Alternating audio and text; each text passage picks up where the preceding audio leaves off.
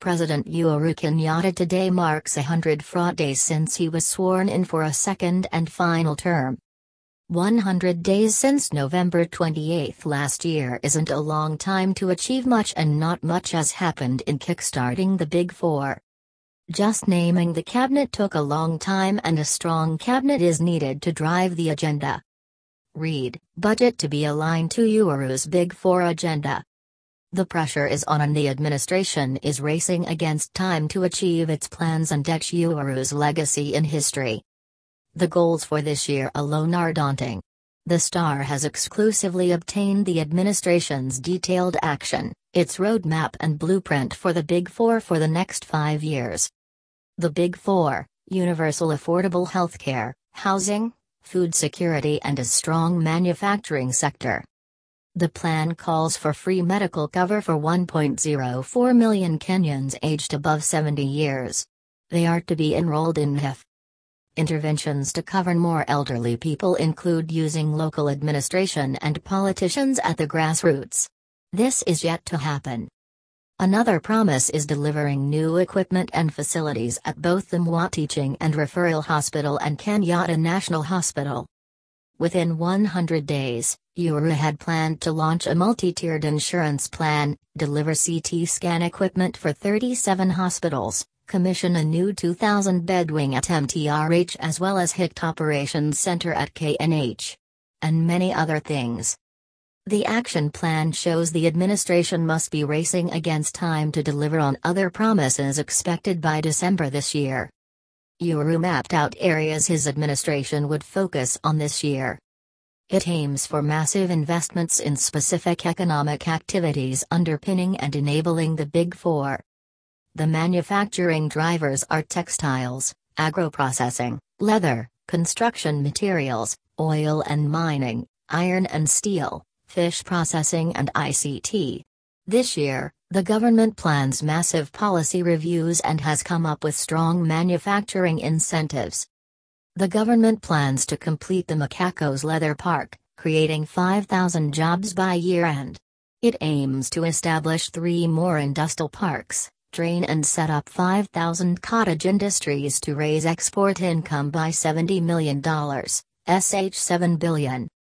This year the state plans to establish industrial sheds in Athi River, 494,210 acres of BT cotton, and train 50,000 youth and women.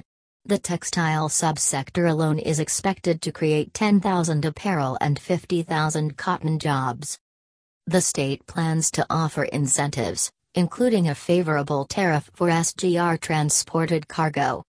By December, the government wants to increase the number of Kenyans with health insurance from the 16.5 million to 25.74 million. It wants new governance structures at NHIF and mandatory coverage for informal sector by December.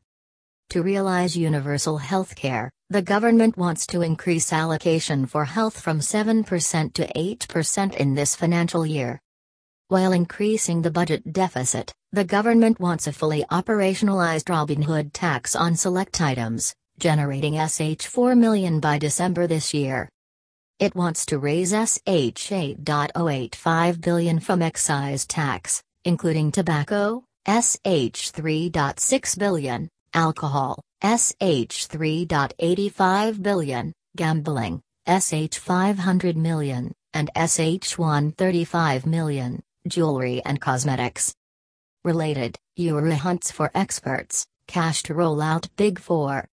By December, the government wants to establish national data centers or a radiology hub at KNH and MTRH. In agro-processing, the state wants to map tea, coffee, sugar, meat, dairy and crops value chains and develop warehousing and cold chain sites. The initiatives will create $200 million, $20 billion, in value addition, creating 20,000 jobs this year. In construction, key housing components and manufacturer will be identified. Buy Kenya will be the policy, at least 70% of housing materials must be sourced locally. The state wants to attract international investors in the oil, mining and gas industry. Under iron and steel manufacturing, The government aims for a policy and incentive framework to establish coal and iron ore deposits within this year. It wants to commit 30% share for a joint venture with one global investor. In ICT, at least 2 investors are to be signed to assembling electronics to implement the Kenya Industry and Entrepreneurship Project that involves phones, laptops and TVs. By the end of the year, the government would have attracted at least 2 business process outsourcing players creating 1,000 jobs.